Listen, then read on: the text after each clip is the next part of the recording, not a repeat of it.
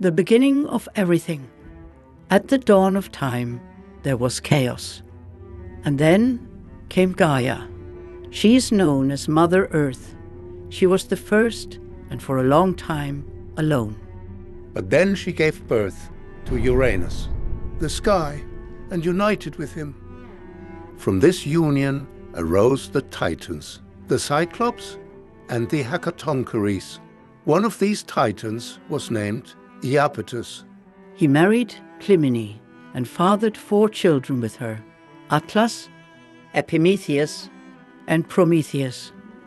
He will become of special significance to us humans. Unlike his brother, Epimetheus, whose name means afterthought, Prometheus is the forethinker. He has the ability to foresee events in advance. This unique gift would serve him greatly. When Zeus went to war against his father, Cronus, Prometheus was the only Titan to stand by his side. He knew that Zeus would emerge victorious from this conflict and become the future ruler of Olympus. He convinced his brother Epimetheus to support him in this endeavor, thus securing their favor with the future god-king. Prometheus gave the young Zeus what he lacked: the strength, wisdom, and cunning of the Titans. After the bloody and brutal wars of the gods, Zeus stands as the prophesied victor. A time of peace and tranquility follows. However, during this time, Zeus rules over a land devoid of life, a kingdom without subjects. So he goes to the god Hephaestus, the god of the forge, and gives him a unique task. He's to create beings with souls, creatures to amuse the gods. Hephaestus ponders over this for a long time and then has an idea. He gathers the 12 Olympian gods to his forge and commands each of them to put something special and divine into his forge's mold. From these ingredients, they shape living beings, creatures, some with fins, others with legs or wings. These are called animals.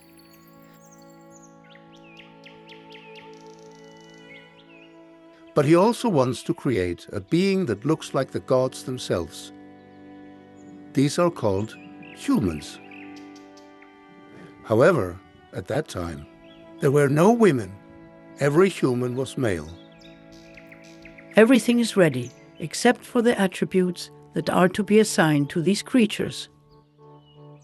Zeus entrusts this task to the Titan Prometheus and his brother. Epimetheus is excited and feels honored. He rushed past Prometheus and begins, in his eagerness, to distribute all the abilities. He wants to take on this task alone due to his excitement. He bestows strength on some, speed on others. Some he equips with long fur for protection from the cold. Others he clothes with hooves, and yet others with thick skin. When his work is done, he rubs his hands in satisfaction. But what about the humans? In his excitement, Epimetheus has completely forgotten about them. And there they stand, naked and helpless. And the tragedy of the story, there's nothing left that he could give them. He had already given all the abilities to the other creatures. So it was Prometheus who decided to go to Zeus. He asked the king of gods to give the humans something that could at least defend them against the wild animals. Zeus was initially skeptical, because he did not like the humans. He disliked that they shared the appearance of the gods. But Prometheus was clever and convinced Zeus that due to their similar appearance, it wouldn't be good if wild animals attacked these creatures. Zeus eventually agreed. So he sent a lightning bolt to ignite a treetop. This gave fire to humans. They only needed to take it from the tree. Golden times arrived. The humans lived happily and contently. They knew neither work nor disease or death. At that time, humans didn't truly die. When their time came, they simply fell asleep. And Hypnos, the god of sleep, took them to the Elysian fields, the green valleys of the underworld. Zeus saw that humans on Earth lived like the gods. This angered him because he wanted humans to know their place in the order of things. At the top and all alone should stand Zeus. Below, the other gods of Olympus. And humans belonged at the bottom, on the ground. So Zeus organized a feast to which he invited gods and humans. The humans were to sacrifice and offer him a bull. He wanted the best part of the bull for himself and the gods. The rest should go to the humans. He declared that this feast would determine the hierarchy of humans and gods. All gods agreed with this decision except Prometheus.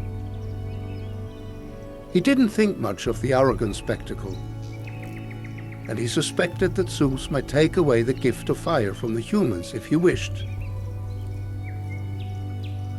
Zeus commanded Prometheus to slaughter the bull and divide it. This suited Prometheus perfectly, because he had plans to outsmart Zeus. He killed the bull, skinned it, collected the bones, covered them with a layer of fat to make them look appealing and appetizing, even though they were inedible. Then he took the edible meat and hid it under the bones and the sticky hide. The second part looked repulsive. Prometheus presented both parts to Zeus, and the decision would determine the future relationship between humans and gods. Naturally, Zeus chose the more appealing part that Prometheus had covered with fat. When Zeus realized he had been deceived, he was furious. In front of the entire assembly, the god king was humiliated. His anger was directed at humans. They would now pay for this betrayal. First, he took wheat away from humans, which had grown effortlessly before. From then on, they would have to work for something to grow on Earth. Then, as feared, he took fire away from humans. A terrible punishment in a cold and dangerous world. After all, humans had no other means to sustain themselves. Prometheus found this punishment cruel and inappropriate. So after the feast, he sneaked into the temple of the gods, because he wanted to steal fire and bring it back to the humans. In this endeavor, he was surprised by the goddess Athena, the daughter of Zeus. But she was also the goddess of wisdom and appreciated Prometheus with his foresight. Prometheus persuaded Athena to let him go and help the humans. Once again, it was Prometheus who brought fire to humans in a fennel stalk. For this act of disobedience, Prometheus would face a terrible punishment from Zeus. Once again, he had advocated for humans and saved them from harm. He thought humans to be disobedient, even against the powerful. Prometheus' punishment was severe. Zeus had him bound to a rock. And every day, an eagle would swoop down on him and eat his liver. But as a Titan, he was immortal, so a new liver would grow back every day. Prometheus had to pay for his betrayal against Zeus for millennia. And soon enough, Zeus would take revenge on humans as well. By the way, with a subscription, you won't miss any of our upcoming episodes.